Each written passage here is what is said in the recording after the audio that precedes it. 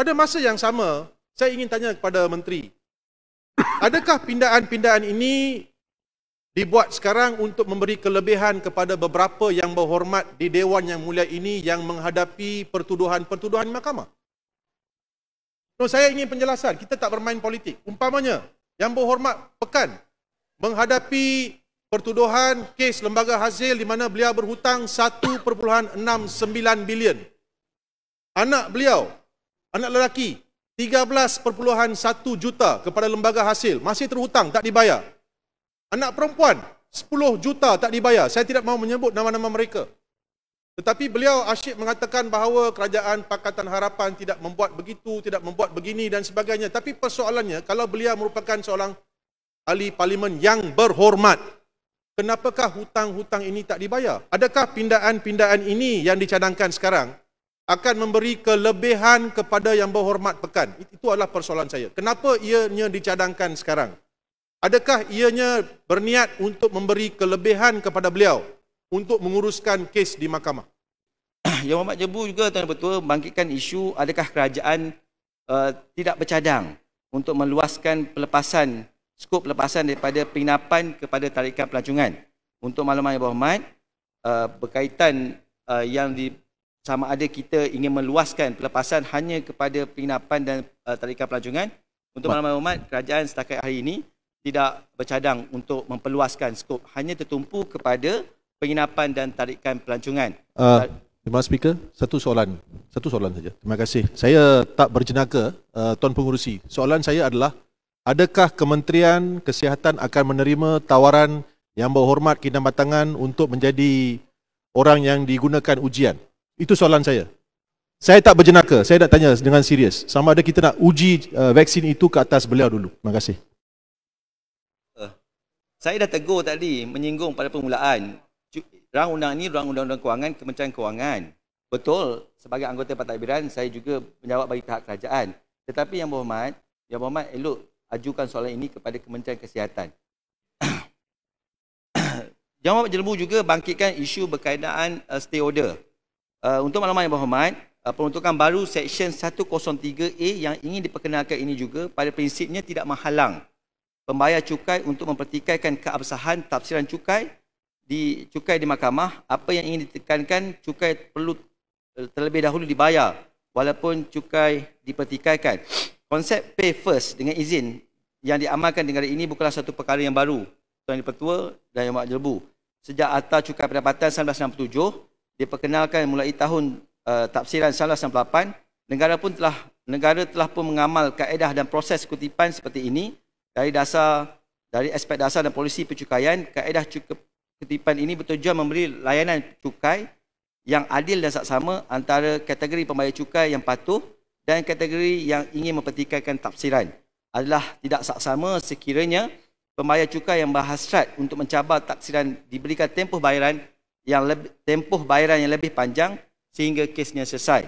Tuan Pertua, sebenarnya juga keabsahan konsep pay first ini telah beberapa kali dicabar di mahkamah, khususnya atas alasan ia mendahului kuasa mahkamah atau bertentangan dengan perlembagaan.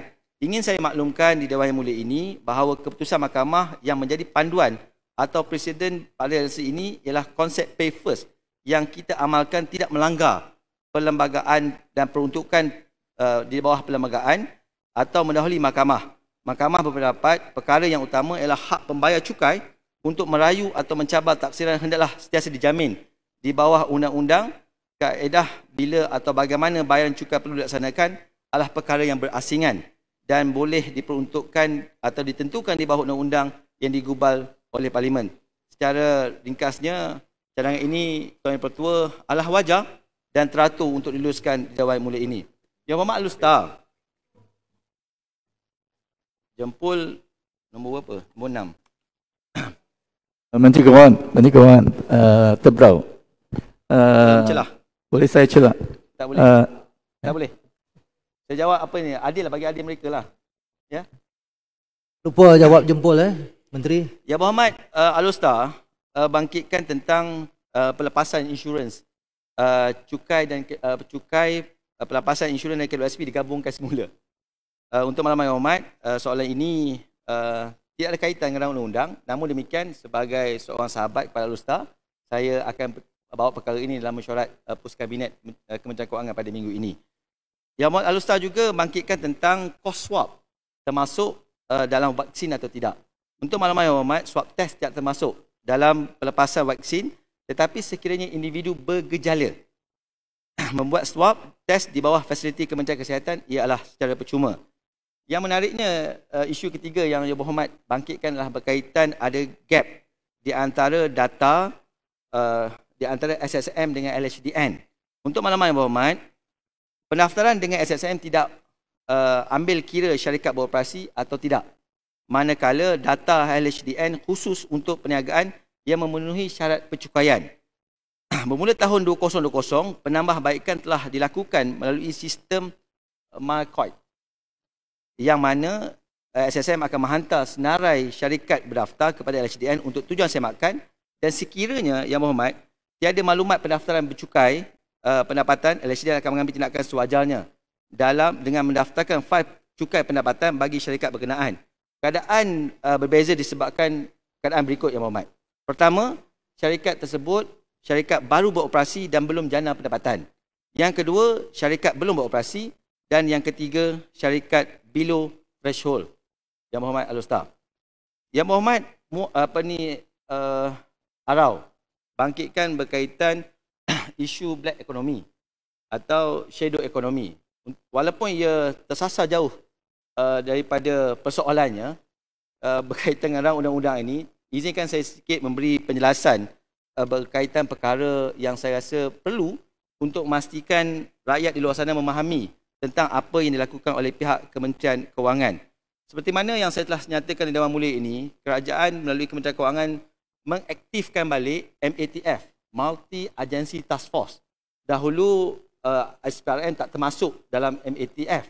Sekarang ni semua agensi-agensi yang kita rasa ada kepentingan, ada perkara-perkara yang melibatkan black economy ini, kita masukkan dalam Multi Agency Task Force. Dan untuk makluman Yang Berhormat, 2 minggu lepas, satu mesyuarat MATF telah dipengusikan oleh Yang Berhormat Menteri Kewangan. Banyak perkara-perkara yang kita nyatakan dalam mesyuarat tersebut bagi memastikan hasil negara kita tidak berlaku keterisan. Bila berlaku tidak keterisan, ekonomi akan diunjurkan bersama-sama dengan ekonomi yang sedia ada. Yang Berhormat Muar dan Yang Berhormat Jempol membangkitkan tentang isu bagaimana kita mengawal judi ini. Izinkan saya yang Tuan Dipertua untuk memberi sedikit penjelasan berkaitan bagaimana kawalan judi. Seperti mana yang ahli berhormat sedia maklum, judi ada dua.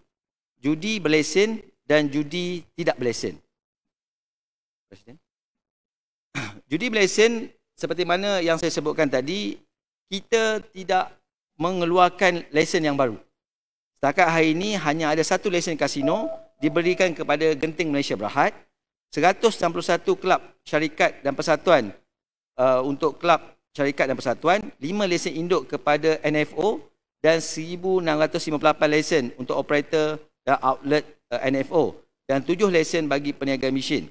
Bagaimana kita mengkawal perkara ini adalah kerajaan telah mengenakan terma dan syarat lesen dan permit yang perlu dipatuhi oleh operator perjudian berlesen, dan bagaimana kita mengutip hasil adalah berdasarkan fee lesen, permit cukai perjudian dan duty.